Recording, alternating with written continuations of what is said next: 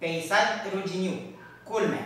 Iată la sfințitul împurpurat, rănit de propriile cristale, care îl însângerează peste tot. În splendoarea lui, pădurea verde de pin se măhorăște, înroșindu-se ușor, iar ierburile și floricelele, purpurii și transparente, îmbălsămează clipa liniștită cu o mireasmă umedă, pătrunzătoare și luminoasă. S-au extaziat în asfințit.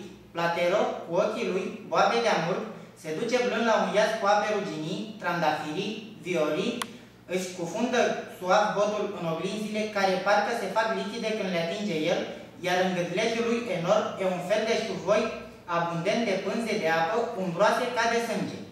Locul e cunoscut, dar clipa îl răstoarnă, îl face straniu, ruinat și monumental.